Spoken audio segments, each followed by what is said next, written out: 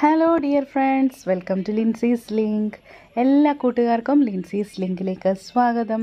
ഇന്നത്തെ വീഡിയോയിൽ നമ്മൾ കാണാൻ പോകുന്നത് നമ്മുടെ റോസ് ചെടികളാകട്ടെ അല്ലെങ്കിൽ പച്ചക്കറികളിൽ തക്കാളി, പടവലം, പയർ, അതുപോലെ തന്നെ വഴുതന, ഇതിൻ്റെയൊക്കെ ഇല ചുരുണ്ടുപോയി ഇലയുടെ അടിയിലൊരു വെള്ളീച്ച വരിക, അതുപോലെ തന്നെ പല പല ഇൻസെക്ട്സാണ്, നമ്മൾ കണ്ടിട്ടില്ലാത്ത പുതിയ ഇൻസെക്ട്സ് വരെയാണ് വരുന്നത്.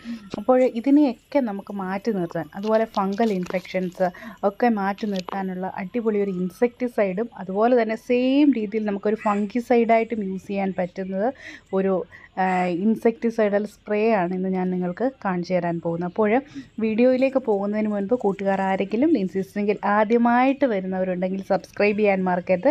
സബ്സ്ക്രൈബ് ചെയ്യുന്നതിനോടൊപ്പം തന്നെ അതിൻ്റെ അടുത്തായിട്ടൊരു ബെല്ലൈക്കനുണ്ട്, അതിൽ ഓൾ എന്ന ഓപ്ഷൻ പ്രസ് ചെയ്യാൻ മറക്കരുത്. ഓക്കെ ഫ്രണ്ട്സ്, അപ്പോൾ നമുക്ക് വീഡിയോയിലേക്ക് പോയാലോ. നിങ്ങളിപ്പോൾ കണ്ടു കാണും, നമ്മുടെ പച്ചമുളകൊക്കെ അങ്ങ് മുരടിച്ചു പോയി. അത് മാത്രമല്ല അതിൻ്റെ ഇലയുടെ അടിയിലൊക്കെ വെള്ളീച്ച, അങ്ങനെ പല പല മിലി ബഗ്സ്, പല പല ഇൻസെക്ട്സ് വന്ന് ആ ചെടി അങ്ങ് നശിച്ചു പോവുകയാണ്.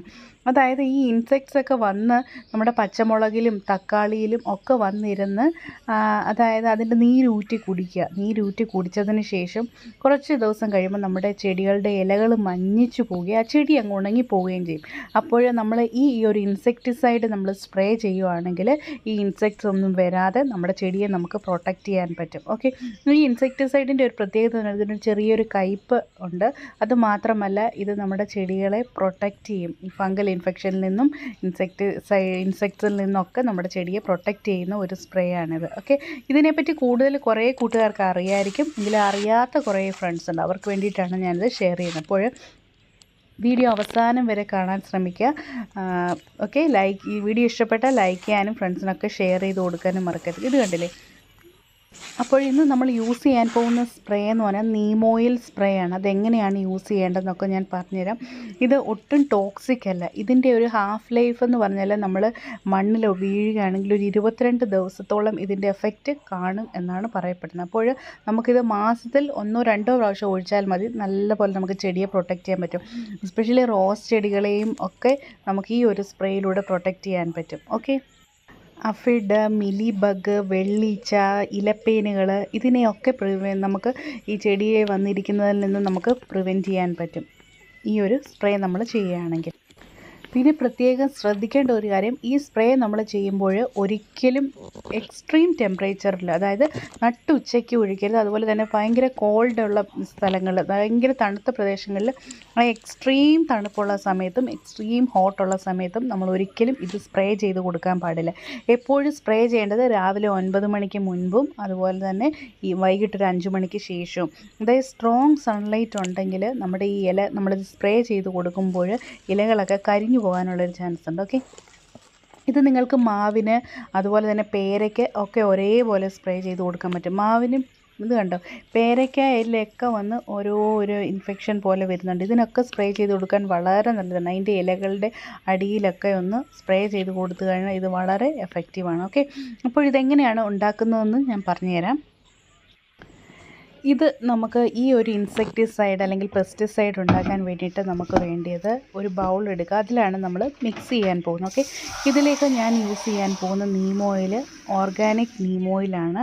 ഇപ്പോഴും നിങ്ങൾക്ക് എല്ലാവരും ചിന്തിക്കായിരിക്കും എവിടെ നിന്നാണ് നീമോയിൽ കിട്ടുന്നതെന്നൊക്കെ കമൻറ്റിൽ ചോദ്യം വരും. അതുകൊണ്ട് ഞാൻ പറഞ്ഞു തരികയാണ്. ഓൺലൈനിൽ നിങ്ങൾക്ക് നോക്കിക്കഴിഞ്ഞാൽ നീമോയിൽ വാങ്ങാൻ കിട്ടും. അല്ലെങ്കിൽ ഗാർഡൻ സ്റ്റോറുകളിൽ അല്ലെങ്കിൽ നമ്മുടെ നഴ്സറികളിലൊക്കെ ചെന്നാൽ അവിടെ നിന്നും നിങ്ങൾക്ക് വാങ്ങിക്കാൻ പറ്റും. ഓക്കെ, അന്നേരം നമ്മൾ ഇതിലേക്ക് കുറച്ച് വെള്ളം ഞാൻ എടുത്തിട്ടുണ്ട്. അതിലേക്ക് നമ്മളിപ്പോൾ 1 ലിറ്റർ വെള്ളത്തിനാണ് നമ്മളിപ്പോൾ ഈ നീമോയിൽ ഒഴിക്കാൻ പോകുന്നതെങ്കിൽ ഒരു 4 ടീസ്പൂണോളം നീമോയിൽ ഒഴിക്കുക. ഓക്കെ, ഇപ്പോൾ ഇത് കണ്ടുകൊണ്ടിരിക്കുന്നത് നമ്മുടെ ഓർഗാനിക് നീമോയിലാണ്. ഓക്കെ, 4 ടീസ്പൂണോളം നീമോയിൽ ഒഴിച്ച് കൊടുക്കുക. ഇതിലേക്ക് നമ്മൾ 1 ടീസ്പൂൺ ഡിഷ് വാഷ് സോപ്പ് ഒഴിക്കും. അതായത് ലിക്വിഡ് സോപ്പ് ഏതെങ്കിലും നിങ്ങളുടെ കയ്യിൽ ഏത് ലിക്വിഡ് സോപ്പായാലും നിങ്ങൾക്ക് ഉപയോഗിക്കാം. ഹാൻഡ് വാഷ് വേണമെങ്കിൽ ഉപയോഗിക്കാം, അല്ലെങ്കിൽ നിങ്ങൾക്ക് നമ്മുടെ പാത്രം കഴുകുന്ന സോപ്പ് സൊല്യൂഷൻ ഉപയോഗിക്കാം. അല്ലെങ്കിൽ തുണി കഴുകുന്ന ലിക്വിഡ് സോപ്പ് ഉപയോഗിക്കാം, ഏത് വേണമെങ്കിലും എടുക്കാം. അത് 1 ടീസ്പൂൺ എടുക്കാം. ഓക്കെ, ഈ ഒരു നീമോയിലാണ് ഞാനിപ്പോൾ ഇതിലേക്ക് ഒഴിച്ചത്. അതായത് 1 ലിറ്റർ വെള്ളത്തിന് 4 ടീസ്പൂൺ നീമോയിൽ എടുത്തിട്ടുണ്ട്. അതുപോലെ 1 ടീസ്പൂൺ സോപ്പ് സൊല്യൂഷനും. ഇത് കണ്ട് ഇതൊരു 30 ml നീം ഓയിലിന് ഏകദേശം ഒരു 16 രൂപയെ വില വരുന്നുള്ളൂ. ഇത് നമുക്ക് കുറേ നാളത്തേക്ക് ഉപയോഗിക്കാനുള്ള നീം ഓയിലുണ്ട്. ഓക്കെ, ഇത് പ്യുവർ ഓർഗാനിക് ആണ്. ഇത് വളരെ എഫക്റ്റീവ് ആയിട്ടുള്ളതാണ്. അതായത് നല്ല നീം ഓയിൽ നിങ്ങൾ വാങ്ങുമ്പോൾ അതിൻ്റെ യഥാർത്ഥത്തിൽ അതിൻ്റെ സീഡിൽ നിന്ന് എക്സ്ട്രാക്റ്റ് ചെയ്തെടുത്ത നീം ഓയിൽ നോക്കി വാങ്ങുക. അതാണ് ഏറ്റവും നല്ലത് ഇൻസെക്ടിസൈഡായിട്ട് യൂസ് ചെയ്യാൻ വേണ്ടിയിട്ട്. ഓക്കെ, ഈ ഒരു ഇൻസെക്ടിസൈഡിൻ്റെ എഫക്റ്റീവ്നെസ് കൂട്ടാൻ വേണ്ടി നിങ്ങൾക്കൊരു 1/2 ടീസ്പൂൺ ബേക്കിംഗ് സോഡ കൂടി ആഡ് ചെയ്ത് കൊടുക്കാം. ഓക്കെ, അപ്പോൾ ഇത് പിന്നെ ഈ ഒരു സൊല്യൂഷൻ നിങ്ങൾക്ക് സ്റ്റോർ ചെയ്ത് വെച്ച് കഴിഞ്ഞാൽ ഇതിൻ്റെ എഫക്റ്റീവ്നെസ് കുറയും. ഇതൊരു 40 മിനിറ്റ് കഴിഞ്ഞാൽ ഇതിൻ്റെ എഫക്റ്റീവ്നെസ് കിട്ടത്തില്ല. അതുകൊണ്ട് തന്നെ ഇത് നമുക്ക് സ്റ്റോർ ചെയ്യാൻ പറ്റത്തില്ല. നമ്മൾ ആവശ്യത്തിന് എടുത്തതിന് ശേഷം നമ്മൾ സ്പ്രേ ചെയ്തതിന് ശേഷം ബാക്കിയുള്ള ഈ സൊല്യൂഷൻ നമ്മൾ ഡിസ്കാർഡ് ചെയ്ത്, അതായത് എവിടെയെങ്കിലും കളയുന്നതാണ് ഏറ്റവും നല്ലത്. ഓക്കെ, ഞാനിപ്പോൾ ഇതിന് വേണ്ടിയിട്ട് ഉപയോഗിച്ച ഡിഷ് വാഷ് എന്ന് പറഞ്ഞാൽ സർഫ് എക്സലിൻ്റെ ഡിഷ് വാഷാണ് യൂസ് ചെയ്തേക്കുന്നത്. നിങ്ങൾക്ക് ഞാൻ പറഞ്ഞല്ലോ ഏതെങ്കിലും ഡിഷ് വാഷ് ഉപയോഗിക്കാം. സോപ്പ് സൊല്യൂഷൻ യൂസ് ചെയ്താൽ മതിയാകും.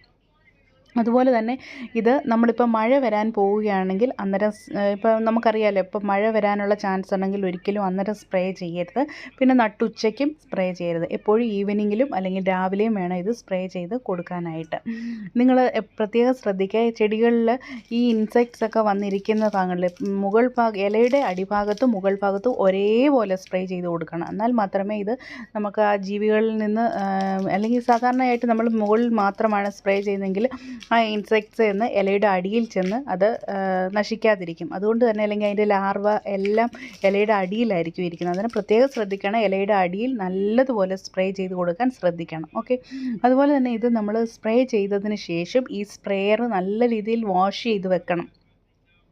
ഇല്ലെങ്കിൽ അടുത്ത സമയം നമ്മൾ ഉപയോഗിക്കുമ്പോഴത്തേക്ക് ഇതിൻ്റെ സ്പ്രേയുടെ വെൻറ്റ് കയറി ബ്ലോക്ക് ആയിട്ടിരിക്കും. അതുകൊണ്ട് തന്നെ നമ്മൾ സ്പ്രേയർ നമ്മൾ ചെടികൾക്കൊക്കെ സ്പ്രേ ചെയ്തതിന് ശേഷം നല്ല രീതിയിൽ വാഷ് ചെയ്തിട്ട് സ്റ്റോർ ചെയ്യാൻ ശ്രദ്ധിക്കണം.